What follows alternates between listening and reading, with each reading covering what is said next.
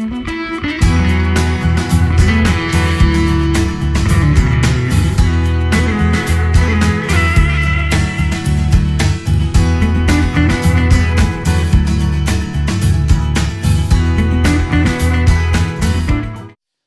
넉넉히 이길 수 있는가? 뭘 넉넉히 이기느냐 하면은 우리들에게 주어지는 많은 고난을 말합니다. 많은 고난을 우리들이 넘어갈 때에 믿음이 없어요, 사랑이 없어요. 그럴 땐 어떻게 넘어가냐 하니까 아슬아슬하게 넘어가요. 그리고 시험이 오면 그 시험을 이기지를 못해요. 그 시험에 꼴가닥 넘어가요. 그래가지고 시험에 넘어갔다는 것은 뭐예요? 사탄에게 진 겁니다. 사탄에게 지면 그 다음엔 곧바로 다가오는 것이 더 큰 어려움이 다가오고, 그 다음에 사탄이 질병으로 찾아오고, 그렇기 때문에 거기 꼴가닥 넘어가면 안 됩니다. 그 시험에 넘어가면 안 되는데, 시험에 넘어가지 않으려 그러면 어떤 시험이나 고난이나 이런 것이 올 때 예수님의 시험, 마태복음 4장의 시험은 첫 번째 시험이 먹는 것, 기본적인 생활에 대한 욕구에 대한 시험, 돌로 떡을 만들어 먹으라의 시험 아닙니까?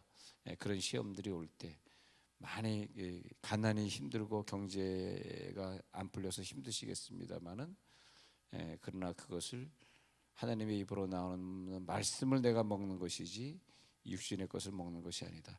그래서 어떤 어려움이 올 때 그것을 넉넉히 이길 수 있는 것, 그래서 그 고난이 올 때마다 그것을 고린도후서 4장 17절을 근거해서 보면요, 고린도후서 4장 17절 한 번 더 근거해서 볼게요.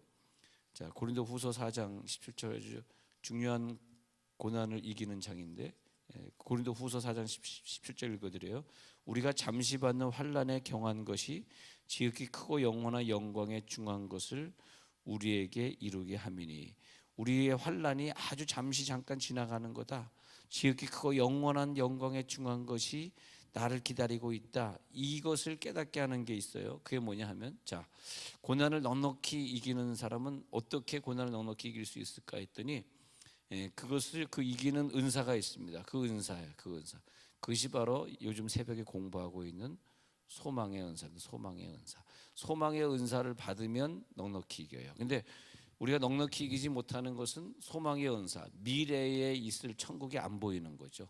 지금 뭐 무슨 병 걸려서 내일 모레 죽는다 할지라도 미래에 소망이 보이면 뭐가 그렇게 두렵고 괴롭겠습니까? 그렇잖아요. 그래서 소망의 은사, 소망의 은사. 그래서 그것은 고난을 이기게 한다. 그래서 우리가 어떤 큰 어려움이 있거나 갑자기 우리가 어떤 고난에 들어가게 될 때에는 하나님, 나에게 소망의 은사를 주옵소서. 그러면 소망의 은사가 어디로 가는 거냐 하니까, 우리의 위치가 이 세상의 사람들과 아웅다웅 싸우고 더 가지려고 하고 더 미워하는 그런 세상에서 어디로 옮겨지냐? 소망의 은사를 받은 사람은 어디로 옮겨지는데, 그 장소가 어디냐? 반모섬이다. 하나님, 우리의 인생 마지막에 반모섬에서 주님을 만나기를 원합니다. 반모섬에서. 그래서 반모섬에서 주님을 기다리는 거죠. 그때 반모섬에서 참 우리가 말이죠, 살면서 그냥 기도를 한다 그러지만 요한이가 본 그 계시적 사건이 우리들에게 없잖아요. 환상이 없잖아요. 우리가 좀 인생을 환상적으로 살아야 되는데, 요한이가 본 그 환상을 우리도 보면은 좀 넉넉하게 이길 수 있겠는데, 우리의 위치가 반모섬이 아니라 세상의 위치라. 그러니까 참 안타깝죠. 이게 천국 갈 사람의 모습이 이것밖에 안 되는가? 진짜 천국을 믿는 건가? 정말 천국이 그 속에 있는 건가? 천국을 가는 사람들의 삶이 이것밖에 안 되는가? 그것을 깊이 깨달아야 하겠습니다. 예를 들어서 뭐 나라가 어렵다, 어지럽다 이렇게 할 때 예수 믿지 않는 사람들의 그 깨닫는 수준하고 똑같이 깨달으면 안 됩니다. 그 사람들에게는 반모섬의 위치가 아니잖아요. 그래서 저는 항상 그런 것 같아요. 나는 뭐 누구의 편도 아니고, 나는 예수 편이지. 그렇지만은 누가 정권을 잡든지 그 정권을 잡는 자의 편이고, 저는 전두환 잡을 땐 전두환 편이고, 노태우 잡을 땐 노태우 편이고, 박근혜 잡을 땐 박근혜 편이고, 또 다음에 누가 될지 모르지만 문제가 많은 사람 문재인이 되면 또 문재인 편이고, 주여 하니까 편하더라고요. 근데 어떤 사람은 박정희 때는 또 김대중 편이요, 김대중 때는 또 박근혜 편이요, 이명박 때는 또 꼭 반대편만 되는 사람이 있어요. 얼마나 그 사람들 피곤하겠어요. 그잖아요. 늘 반대편만 되는 사람. 뭐 정치 얘기를 하자는, 저는 정치를 잘 모릅니다만은, 그러나 왜냐하면 우리의 있어야 되는 지점은 반모섬이라는 거죠. 그죠? 하늘에 계시가 있으니까, 이 땅도 나라도 언젠간 다 없어지고 천국으로 갈 것인데, 우리가 뭐 애국이다 조국이다라고 하는 것도 이 땅에 있을 때뿐인데, 연세 많으신 분들은 그저 몇 년 있으면 이 땅도 버리고 가야 되는데, 근데 그러는데 왜 우리들에게 조국이 있고 민족이 있냐? 천국의 상급을 쌓으려고 있는 것이지, 나를 심란하게 만들려고 이 조국이 존재하는 건 절대 아닙니다. 조국도 조연이고 내가 주연이지, 뭐 조국이 주연이고 조국 때문에 내가 뭐 전투 경찰 하는 애들이 다 의무병인데, 그러니까 의무 군인인데, 지금 20살, 21살 된 우리 아들이고 딸은 아닌가요? 아들인데, 우리가 뭐 걔네들한테 몽둥이 맞을 일이 뭐가 있습니까? 아들한테. 그렇잖아요. 그러니까 우리가 항상 모든 걸 볼 때 잠깐이다. 조국도 잠깐이야. 잠깐인 것에 우리가 목숨을 걸 필요 뭐가 있어요? 4장 18절, 우리가 주목하는 것은 보이는 것이 아니요. 자, 고린도 후서 4장 17, 18 읽어드릴게요. 고린도 후서 4장 17, 18. 우리가 잠시 받는 환난에 경한 것, 이 모든 이 돌아가는 사건들은 잠시고 환난에 경한 것이에요. 조금 있으면 다 해결돼요. 경한 것이 지극히 크고 영원한 영광에 중한 것, 지극히 크고 영광에 중한 것이 지금에 받는 잠깐을 이겨야지, 뭐 이것 가지고 심란해져 가지고 막 뭐 이상한 글 올리고 그러지 마시기 바랍니다. 환난에 이 모든 것은 경한 것입니다. 영원한 영광에 중한 것이 있어요. 그래서 우리들의 그 능력이라고 하는 것은 그런 깨달음의 차이예요. 그 능력이 있어야 돼. 그렇게 되면 우리가 저 영원한 천국이 우리 가운데 이루어지는 거죠. 그게 뭐냐? 기도하다가 꼭 받으세요. 소망의 은사를 주옵소서. 소망의 은사를 받아야지. 뭘 받아요? 소망의 은사를 받아야지. 그래서 어저께 그림 그려드린 대로 소망의 은사를 받은 사람에게 필요한 것이 믿음의 은사. 이게 다 세 가지가 은사예요. 그 다음에 사랑의 은사. 근데 나중에 알고 보니까 사랑의 은사가 제일 크더라 이거예요. 근데 소망의 은사가 있는 사람에게 믿음의 은사가 완성되고 사랑의 은사가 완성되지, 저 미래 천국이 보이지 않는 사람에게 진정한 믿음 찾을 수 있어요? 저 미래 소망의 은사가 없는 사람이 진정으로 남을 사랑할 수 있어? 그것은 이 땅에서 자기 이익을 위한 사랑이었지, 이 땅에 대한 믿음이었지. 소망의 은사가 있는 사람에게는 믿음도 사랑도 완성이 될 줄로 믿습니다.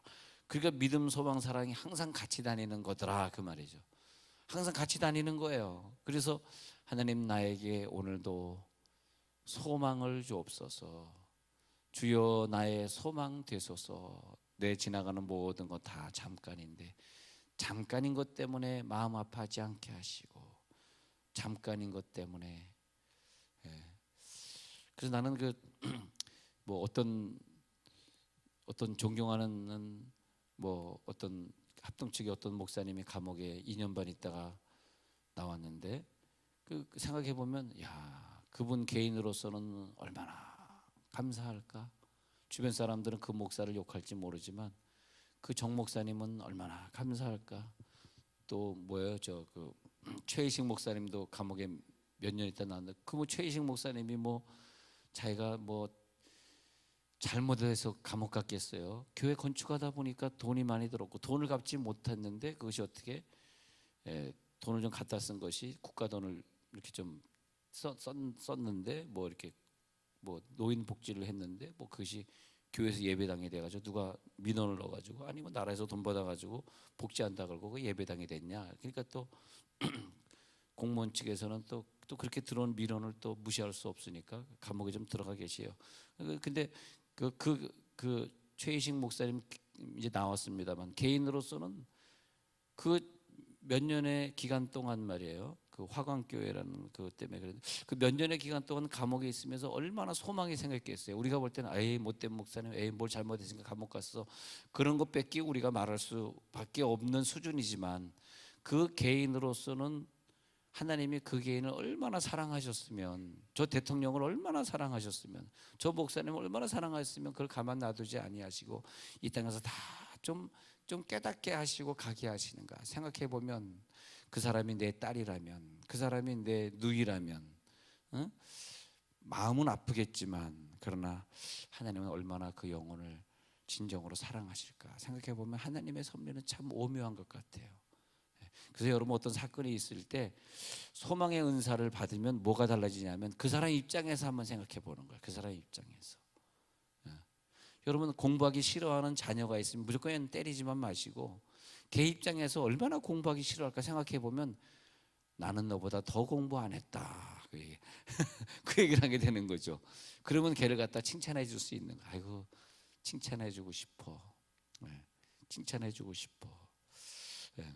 근데 자 소망의 은사는 뭐냐면 소망의 은사는 잠깐이야. 보이는 것은 잠깐이야. 이 보이는 것 잠깐에 목숨 걸지 말라. 보이는 것은 잠깐이. 그리고 보이지 않는 것은 영원해. 그 영원한 것이 보여야 돼. 영원한 것이 오히려 보이지 않는 것들의 실상이야. 믿음은 뭐냐? 이 믿음은 뭐냐? 보이지 않는 것들이 믿음은 뭐냐? 소망이다. 히브리서 11장 1절에 믿음은 보이지 않는 것들이 실상이야. 그 말이 뭐야? 믿음은 소망이야. 그 말이죠. 믿음 없는 사람이 어떻게 소망이 있을 수 있으며 소망 없는 사람이 어떻게 믿음이 있을 수 있어? 믿음은 소망이지. 그게 히브리서 11장이에요. 믿음은 바라지 않는 것들을 보게 하는 능력이다. 그런데 이 소망의 능력을 우리들 공부하면서 이제 아까 다시 로마서 8장에 가서 보니까 로마서 8장에서 37절 그래서 우리를 사랑하시는 이의 사랑이 극대화될 때 소망의 은사가 극대화되면서 우리를 사랑하시는 이로 말미암아 우리가 넉넉히 이겨내리라. 뭘 이기느냐? 오늘 이거 고난을 넉넉히 이기는 거예요. 예. 고난을 넉넉히 이겨. 고난을 넉넉히 이기기 때문에 우리는 이제는 확신하는 사망이든 생명이든 천사들이든 권세자들이든 현재일 장래일 능력이나 높음 깊음 다른 어떤 피조물이라도 우리를 그리스도 예수 안에 있는 이 사랑에서 끊을 수 없어. 왜? 나에게 하늘의 소망이 있으니까 끊을 수 없는 거지. 내가 만약에 소망의 은사를 받지 못하면 하나님이 사랑하는데 나를 이렇게 할 수 있어 이런 얘기는 한단 말이에요.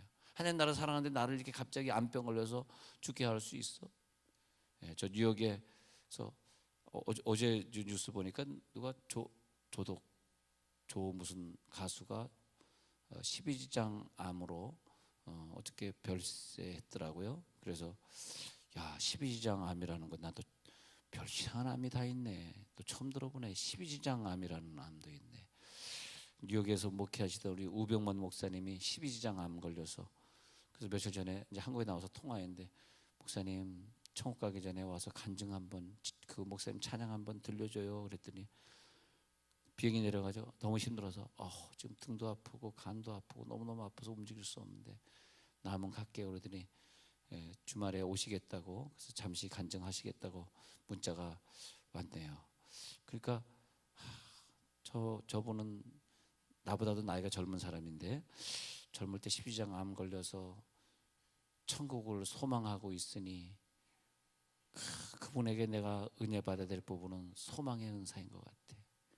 그 암 걸려서 내일 모레 어떤 일이 벌어질지도 모르는데 마지막으로 한 번 더 찬양하게 해달라 그러면서 찬양 집회를 다니고 있습니다. 많이는 못 다니지만 아마 한국에서는 우리 교회만 하는 거지만 하여튼 그래서 주말에 좀 오시라 그랬는데 오실지는 모르겠습니다. 건강이 허락하면 가겠습니다. 그랬는데 막 그렇게 건강했던 사람인데 근데 우리가 하여튼 소망의 은사를 가지면 넉넉히 이겨서 내가 지금 아파 죽을 것 같지만 하나님의 사랑에서 끊을 수 없느니라. 그래서 성경을 보다 보면 재밌는 게요, 믿음, 소망, 사랑이 같이 다니더라고. 그러면 성경이 깨달아지는 거예요. 야고보서 한번 가서 볼게요. 야고보서 4장 14절 읽어드립니다. 자, 이제 로마서는 끝났고 야고보서에 넘어가서, 히브리서 다음에 야고보서에 넘어가서 4장 14절 제가 읽어드릴게요. 무슨 말이냐면, 내일 일을 너희가 알지 못하는도다. 너희 생명이 무엇이냐? 너희는 잠깐 보이다가 없어지는 안개니라. 내일 일을 알지 못해요. 근데 누가 지혜로운 자냐? 내일 일을 아는 자. 너 어떻게 내일을 알아요? 소망의 은사가 들어갈지어다. 소망의 은사가 들어가니까 내일 일이 보이는 거예요. 딴 사람은 그 사람을 바보처럼 생각할 거예요. 아니, 왜 그렇게 살아? 근데 그 사람은 소망의 은사를 받았거든.